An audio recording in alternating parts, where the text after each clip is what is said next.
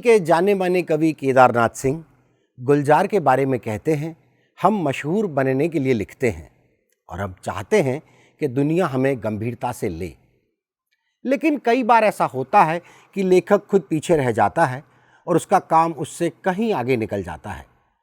मिसाल के लिए, जब मैंने एक स्कूल की प्रार्थना सभा में बच्चों को गुलजार साहब का गीत हमको मन की शक्ति देना गाते हुए सुना तो उनसे पूछा, क्या वो जानते हैं ये गाना किसने लिखा है? तब बच्चों ने कहा, ये गाना नहीं बल्कि एक पारंपरिक प्रार्थना है। स्कूल के बच्चों को पता ही नहीं था कि ये गाना जिसे वो हर रोज गा रहे हैं, इसे गुलजार ने लिखा है। गुलजार का काम उनके नाम से कहीं आगे निकल चुका है। नमस्कार, आपके साथ आज हम हैं धीरज हंसराज, और आज बात होगी गुलजार की। गुलजार हमारे जज्बातों को अल्फाज का जामा पहनाने वाला शख्स, जिनके गानों में लाखों करोड़ों दिलों को छुआ है। आधी सदी से ज्यादा वक्त हो गया, फिर भी उनकी चमक आज तक लगातार बरकरार है। गुलजार के कुछ सबसे मशहूर गानों में चाहे सन 1963 में आई फिल्म बंदिनी का मोरा गोरा अंग लैले हो, या 1975 की फिल्म मौसम का बाकमाल गीत दिल ढूंढता है फिर वही, जिया जले जान जले जिसे 1998 में आई फिल्म दिल से के लिए लिखा गया था, 2010 में आई फिल्म इश्किया के लिए रचा गाना दिल तो बच्चा है जी, आज भी कहीं सुनाई दिए जाने पर हर उम्र का श्रोता साथ ही गुनगुनाने लगता है। दिल तो बच्चा है जी, दिल तो बच्चा है जी, थोड़ा कच्चा है जी, दिल तो बच्चा है जी। गुलजार ने शैलेंद्र और साहिर लुधियानवी जैसे महान गीतकारों, सचिन देव बर्मन, आर.डी. बर्मन, हेमंत कुमार और ए.आर. रहमान जैसे मौसीकीकारों और लता मंगेशकर, मोहम्मद रफ़ी, आशा भोसले, वाणी जयराम, जगजीत सिंह और भूपिंदर सिंह जैसे गायकों के साथ काम किया। कई बार लगता है गुलजार खुद न जाने कितने ही अनछुए अनजाने किस्सों से लबरेज हैं। वे खुद में एक विचार हैं, एक विश्लेषण है। हिंदी सिनेमा, संगीत और कविता के दीवानों के लिए एक खजाना है। उनके कई गाने तो भारतीय जीवन की सांस्कृतिक बनावट का हिस्सा बन चुके हैं। अब जैसे कजरारे को ही ले लीजिए, इस गाने के बिना भारत में किसी बारात की कल्पना करना भी बेमानी है। उनके गाने मानवीय संवेदना के हर जज्बात जगाते हैं। बात कभी सियासत की, कभी फिलॉसफी की, तो कभी बहुत ही गहरे रूमानी ख्यालों की। गुलजार साहब अपने फिल्मी गीतों में एक शायराना हुनर लेकर आते हैं, पर कहानी की डिमांड के मुताबिक ही गीत रचते हैं। उनके कई गीत किस्सा गोई के अंदाज में हैं और कई बार तो किसी ड्रामेटिक सीन या डायलॉग की जगह गीत लिखकर वो सबको चकित कर देते हैं। मसलन 1987 में आई फिल्म इजाजत के गीत, जिसे आशा भोसले ने गाया है, मेरा कुछ सामान तुम्हारे पास पड़ा है। इस गाने को टूटे हुए दिल का गाना या यूं कहें ब्रेकअप सॉन्ग कहा जाता है। गुलजार मजाकिया लहजे में आर.डी. बर्मन को याद करते हुए कहते हैं कि पंचम इसे लगेज वाला गाना कहते थे। इस गीत की कुछ पंक्तियों पर अपने कान दें। मेरा कुछ सामान तुम्हारे पास पड़ा है, मेरा कुछ सामान तुम्हारे पास पड़ा है, सावन के कुछ भीगे दिन रखे हैं और मेरे खत में लिपटी एक रात पड़ी है। गुलजार की रोशनाई से छलका यह गीत एक ऐसे रिश्ते की बात करता है जो अब खत्म हो रहा है। यहां गुलजार कुछ छवियों का इस्तेमाल करते नजर आते हैं, जैसे बारिश के दिन, एक खत और रात, जिन्हें कुछ और अल्फाजों के इस्तेमाल के साथ उन्होंने अमर बना दिया है। इसी गाने में एक लाइन और आती है, गीला मन शायद बिस्तर के पास पड़ा हो। जरा सोचिए, क्या छवियां बनाती हैं ये पंक्तियां। एक उदास मन और आंसुओं से गीला तकिया, बिरह का वो लम्हा। इस गाने का मिसाल ये था कि इस गाने के लिए सर्वश्रेष्ठ गायिका और गीतकार का राष्ट्रीय सम्मान मिला था। बहुत सारे लेखक अपनी लेखनी में एक खास मुहावरे, खास शैली की तलाश के लिए जद्दोजहद करते हैं, पर गुलजार साहब ने बंदिनी फिल्म में अपने पहले ही गीत मोरा गोरा अंग लैले के साथ बिल्कुल नई शैली पेश की थी। मोरा गोरा अंग लैले, मोहे शाम रंग लैले, छुप जाऊंगी रात ही में, मोहे पी का संग लैले। ये भी सच है कि उनके कुछ गानों में उनके द्वारा इस्तेमाल किए गए रूपकों की आलोचना भी की गई है। 1970 की फिल्म खामोशी के गीत हमने देखी है उनकी आंखों में महकती खुशबू के लिए आलोचक कहते हैं कि आंखों में कैसे महकती खुशबू हो सकती है, पर उनकी शायरी में यही अनूठे रूपकों का इस्तेमाल उन्हें बाकी लोगों से अलग करता है। जब हम उनकी लेखनी का विश्लेषण करते हैं तो पाते हैं उनके यहाँ छवियों का सीधा सीधा इस्तेमाल नहीं है, वो किसी विचार को साथ लेकर आता है। गुलजार साहब बहुमुखी प्रतिभा के धनी हैं। वो एक महान शायर, गीतकार हैं, अप्रतिम फिल्मकार हैं, कमाल के नाटककार हैं, इसके साथ पटकथा लेखक और साहित्य सर्जक भी हैं। उनके हिस्से में अनगिनत कविताओं और किताबों के अनुवाद भी हैं। कथाएं और उपन्यास भी लिखते हैं। बच्चों के मामले में बेहद गंभीर बहुलोकप्रिय गीतों के अलावा ढेरों किताबें लिखी हैं, जिनमें कई खंडों वाली बोस्की का पंचतंत्र भी है। अरे हाँ, यहाँ याद दिला दूं, बोस्की उनकी बिटिया का नाम है, जिसे आप मेघना गुलजार के नाम से जानते हैं। मेरा कुछ सामान फिल्मी गीतों का पहला पुस्तक संग्रह था, फिर छैया छैया दूसरा, और किताबें भी हैं, मीरा, खुशबू, आंधी। इसके साथ अन्य कई फिल्मों की पटकथाएं, सनसेट पॉइंट, विशाल, वादा, बूढ़े पहाड़ों पर या मरासिम जैसे एल्बम हैं, तो फिजा और फिलहाल भी। उन्होंने बिमल राय के सहायक निर्देशक के रूप में फिल्मी सफर का आगाज किया। फिल्मों की दुनिया में उनकी कविताई इस तरह चली कि हर कोई गुनगुना उठा और गुलजार एक टाइप बन गया। अनूठे संवाद, अविस्मरणीय पटकथाएं, आसपास की जिंदगी के लम्हे उठाती मुग्धकारी फिल्में जैसे परिचय, आंधी, मौसम, किनारा, खुशबू, नमकीन, अंगूर, इजाजत, हर एक अपने आप में बिल्कुल अलग। 1934 में दीना में जन्मे गुलजार ने रिश्ते और राजनीति दोनों की बराबर परख की है। दीना अब पाकिस्तान में आता है, पर गुलजार के जन्म के समय यह भारत में ही था। उन्होंने माचिस और हुतुतु बनाई, कई किताबें लिखी। चौरस रात और रावी पार ये कहानियां हैं, तो गीली मिट्टी एक उपन्यास। कुछ नज़में, साइलेंसिस पुखराज, चांद पुखराज का, ऑटम मून, त्रिवेणी, ये सब इन्हीं की कविताएं हैं। इस वर्ष 18 अगस्त को गुलजार अपना 19th बर्थडे मनाएंगे। इस उम्र में भी वे खासे सक्रिय हैं। लगभग 6 दशकों के लंबे अंतराल में बदले दौर और युवा पीढ़ी की उमंग, दोनों को गुलजार ठीक ठीक मापते रहे। जिस बॉलीवुड में हर शुक्रवार को सितारे डूबते चढ़ते हों, वहीं 6 दशक तक खूंटा जमाए रखना कोई हंसी ठट्ठा तो है नहीं। गुलजार एक दिन में नहीं बने।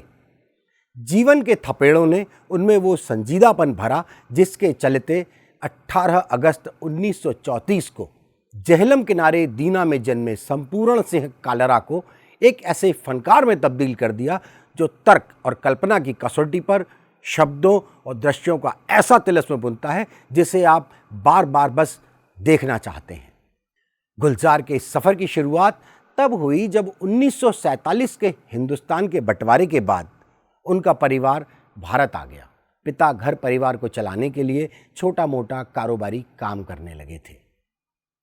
गुलजार बंटवारे के दौर की हिंसा को सालों तक नहीं भूल पाए। तब वे 11-12 साल के रहे थे। अपनी आंखों के सामने उन्होंने सैकड़ों लोगों को कत्ल होते देखा, लाखों लोगों को रातों रात उजड़ते भी। कच्ची उम्र के जख्म जिंदगी भर नहीं जाते। गुलजार के अंदर भी यह पूरा हादसा किसी खतरनाक मंजर की तरह उबलता रहा, सालता रहा। तभी तो गुलजार लिखते हैं, आंखों को वीज़ा नहीं लगता, सपनों की सरहद नहीं होती, बंद आंखों में रोज सरहद पार चला जाता हूं। माचिस फिल्म बनाते हैं तो उनका दर्द कुछ यूं छलक ही आता है कि छोड़ आए हम वो गलियां, छोड़ आए हम वो गलियां जहां तेरे पैरों के कवल गिरा करते थे। हंसे तो दो गालों में भंवर पड़ा करते थे। तेरी कमर के बल पे नदी मुड़ा करती थी, हंसी तेरी सुन सुन के फसल पका करती थी। गुलजार इसी दर्द से सिमटे भर नहीं रहे। वे कहते हैं वक्त के साथ समझ में आया कि कम कहने में ज्यादा तासुर है, ज्यादा कहने से अर्थ डाइल्यूट हो जाते हैं। इसीलिए यही गुलजार जब मस्ती के मूड में आते हैं तो बखूबी लिख ही डालते हैं, गोली मार भेजे में भेजा शोर करता है। और यही गुलजार जब प्रेम कविता लिखते हैं तब कहते हैं तुम्हारे गम की डली उठाकर ज़बां पर रख ली है मैंने, देखो वह कतरा कतरा पिघल रही है, मैं कतरा कतरा जी रहा हूं। शुरुआती जीवन की बात करें तो गुलजार अपने पिता की दूसरी पत्नी की इकलौती संतान हैं। 9 भाई बहन में चौथे नंबर पर थे। बंटवारे के बाद उनका परिवार अमृतसर आकर बस गया। वहीं गुलजार साहब मुंबई चले गए। वर्ली के एक मोटर गैरेज में बतौर मैकेनिक गाड़ियों पर डेंटिंग पेंटिंग का काम करने लगे और खाली समय में किताबें पढ़ने लगे। जब पढ़ना शुरू हुआ तो लिखने का शौक भी साथ हो लिया। फिल्म इंडस्ट्री में उन्होंने बिमल रॉय, ऋषिकेश मुखर्जी और हेमंत कुमार के सहायक के तौर पर काम शुरू किया। बकौल गुलजार गीतकार शैलेंद्र ने ही गुलजार को गाने लिखने के लिए प्रेरित किया था। गुलजार को 2023 के ज्ञानपीठ पुरस्कार से नवाजा गया है। वर्ष 1944 में स्थापित ज्ञानपीठ पुरस्कार भारतीय साहित्य में उत्कृष्ट योगदान के लिए प्रति वर्ष दिया जाता है। पुरस्कार में 21 लाख रुपए की पुरस्कार राशि, वाग्देवी की एक प्रतिमा और प्रशस्ति पत्र दिया जाता है। इससे पहले गुलजार को 2013 में दादा साहब फाल्के पुरस्कार, भारत सरकार द्वारा दिया जाने वाला तीसरा सर्वोच्च नागरिक सम्मान पद्म भूषण, वर्ष 2004 में और उर्दू में अपने कार्य के लिए 2002 में साहित्य अकादमी पुरस्कार से भी नवाजा गया है। अब तक गुलजार को कम से कम 5 राष्ट्रीय फिल्म पुरस्कार मिल चुके हैं। यहां यह भी बताता चलूं कि वर्ष 2009 में डैनी बॉयल निर्देशित फिल्म स्लम डॉग मिलेनियर में उनके द्वारा रचित गीत जय हो के लिए उन्हें सर्वश्रेष्ठ गीत का ऑस्कर पुरस्कार भी मिला है। इसी गीत के लिए उन्हें ग्रैमी पुरस्कार से भी नवाजा गया है और यह सफर अभी भी निरंतर जारी है। स्लम डॉग मिलेनियर का गीत जय हो रहमान का मास्टरपीस है। इसके लिरिक्स के लिए गुलजार को बेस्ट लिरिक्स ऑस्कर अवार्ड मिला था। जय हो सुखविंदर सिंह ने बड़े जोश में गाया है। बतौर गीतकार गुलजार साहब सुखविंदर सिंह के बारे में कहते हैं कि उनकी लोक संगीत के बारे में बुनियादी समझ बहुत गहरी है। वो अपने गानों पर पूरी मेहनत करते हैं। गानों के बारे में बात करते वक्त वो उसी में डूब जाते हैं। गुलजार ने कुछ सदाबहार फिल्मों में भी निर्देशन किया, जिसमें सन 1972 में आई फिल्म कोशिश और परिचय, 1975 की मौसम, फिर इजाजत 1987 में आई। इसके बाद नसरुद्दीन शाह द्वारा अभिनीत 1988 में प्रसारित टेलीविजन धारावाहिक मिर्जा गालिब को कौन भूल पाया है, जिसमें मिर्जा का पता गुलजार ने कुछ यूं बयां किया है। बल्ली मारा के मोहल्ले की वो पेचीदा दलीलों की सी गलियां, बल्ली मारा के मोहल्ले की वो पेचीदा दलीलों की सी गलियां, सामने टाल की नुक्कड़ पे बटेरों के कसीदे, इसी बेनूर अंधेरी सी गली कासिम से एक तरतीब चरागों की शुरू होती है, एक कुरान सुखन का सफ़ा खुलता है, असदुल्ला खां गालिब का पता मिलता है। भारतीय ज्ञानपीठ ने एक बयान में कहा, अपने लंबे फिल्मी कैरियर के साथ साथ गुलजार साहित्य के क्षेत्र में मील के नए पत्थर स्थापित करते रहे हैं। नज्म में इन्होंने एक नई विधा त्रिवेणी का आविष्कार किया, जो 3 लाइनों का एक गैर मुकफ़ा नज्म होती है। इस तरह गुलजार ने नज्म के मैदान में भी जहां अपना हाथ डाला, वहां नएपन से नया गुल खिलाया। उनकी रचनाएं मुख्यतः हिंदी, उर्दू और पंजाबी में हैं। साथ ही ब्रजभाषा, खड़ी बोली, मारवाड़ी और हरियाणवी में भी वे रचनाएं करते रहे हैं। गुलजार ने अपनी कविताओं के माध्यम से हमेशा कुछ नया रचा है।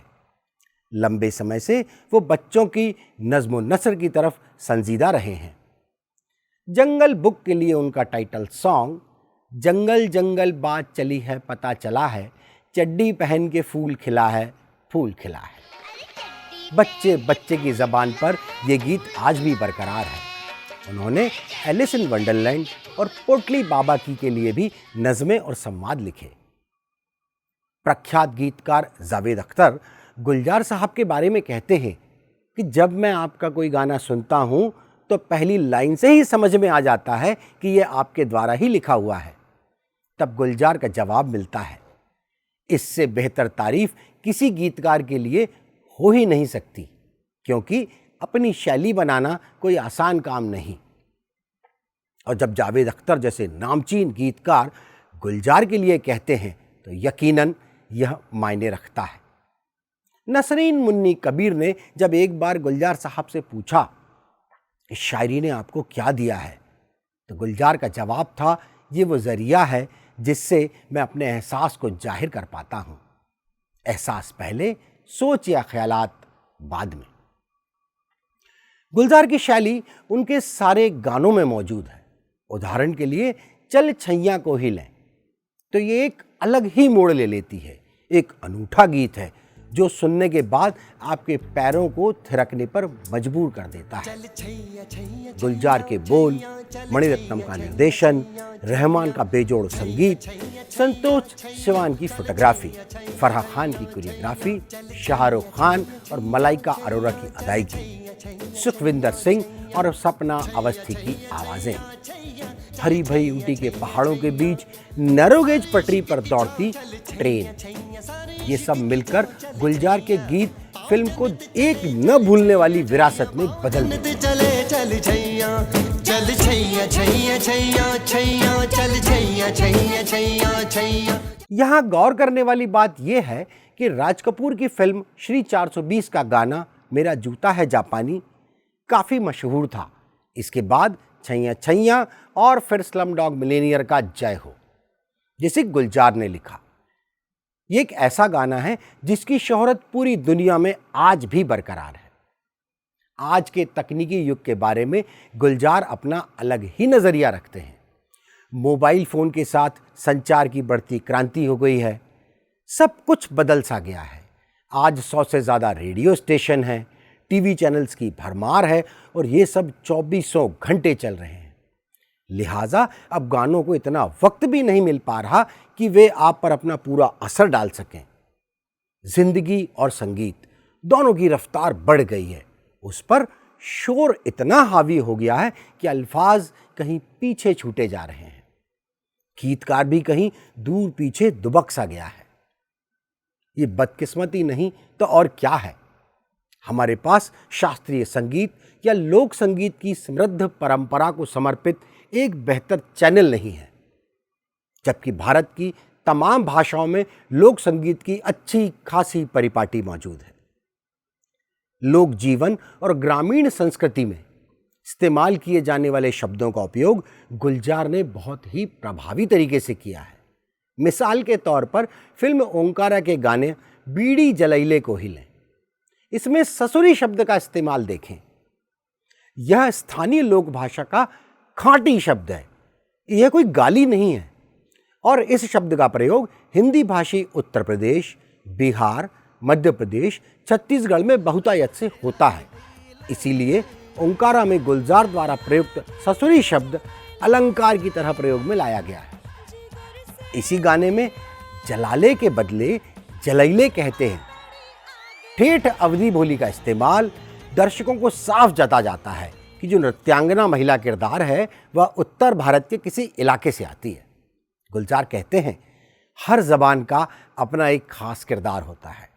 संस्कृतनिष्ठ हिंदी बड़ी सुंदर है, इसके श्लोकों में तो संगीत खुला है।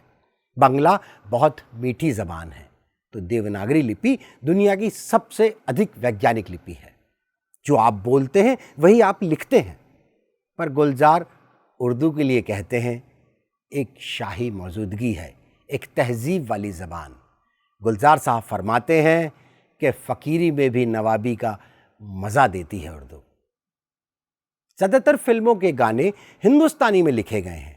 हिंदुस्तानी यानी हिंदी और उर्दू की छाप इनमें साफ नज़र आती है। गांधी जी ने कहा था, आप इसे उर्दू या हिंदी मत कहिए, हमारी मातृभाषा को आप हिंदुस्तानी कहिए। इसी तरह हम किसी भी भाषा के लिए संशय और पूर्वाग्रह को खत्म कर पाएंगे। 1970 में आई फिल्म खामोशी का वो गाना, वो शाम कुछ अजीब थी, ये शाम कुछ अजीब है को सुने तो ये बड़ा रूमानी लगता है। इसकी मेलोडी भी लाजवाब है। देखा जाए तो हेमंत कुमार के सिवा कम ही ऐसे संगीतकार हैं जो ऐसी धुन बना सकते हैं। उस पर किशोर कुमार जी ने तो जैसे इसमें अपनी जान ही डाल दी है। पर आज के रूमानी गानों के बदले स्वरूप पर गुलजार का नज़रिया ज़रा अलहदा है। असल में रोमांस बदल गया है, ज़बान बदल गई है, रोमानियत का अंदाज़ बदल गया है, तहजीब रुकी हुई नहीं रहती, वो बदल जाती है और उसके साथ हर चीज़ बदलती चली जाती है।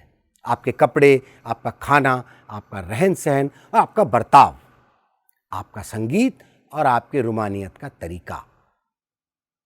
पहले भारतीय सिनेमा को पश्चिमी मुल्कों में दिखाया जाता था, तब इसके गाने हटा लिए जाते थे और फिल्मों की लंबाई 90 मिनट के लगभग कर दी जाती थी। तब वहाँ के दर्शकों को गाने देखना पसंद नहीं था और आज की तारीख में देखिए, वे हमारे ही गानों पर नाचते गाते और लुभाते नजर आ रहे हैं। अब पश्चिम में हमारे सिनेमा को लेकर रवैया बदला है। जिस तरह आज AR रहमान को शोहरत मिली है, वैसी शोहरत पुराने संगीतकारों को कभी नहीं मिली।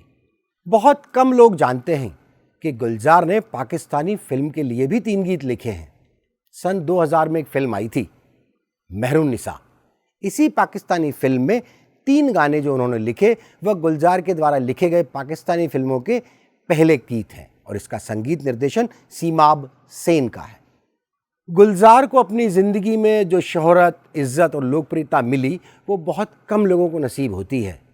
वे शारीरिक रूप से दिव्यांग बच्चों की संस्था आरुषि और शिक्षा के लिए काम करने वाली गैर सरकारी संस्था एकलव्य से भी जुड़े हुए हैं। गुलजार का मूल संदर्भ सौंदर्य बोध है, जिसका सबसे सुंदर चित्रण उनकी रचनाओं में मिलता है।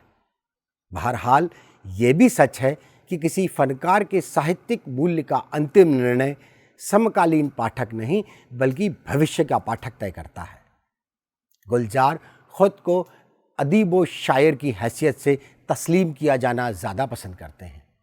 उन्हें मालूम है पुख्ता रोशनाई से छपे सफ़हे की उम्र सेल्यूलाइड पर चमकती तस्वीरों और आवाज़ों से ज़्यादा मुनसिफ और मुस्तकिल होती है। गुलजार साहब की एक नज़्म के इस अशार के साथ मैं धीरज हंसराज आपसे विदा लेता हूँ कि जिक्र आए तो मेरे लब से दुआएं निकले, जिक्र आए तो मेरे लब से दुआएं निकले, शम्म जलती है तो लाजिम है शुआएं निकलें, दफन हो जाएं कि जरखेज़ ज़मी लगती है, कल इसी मिट्टी से शायद मेरी शाखें निकलें। अलविदा।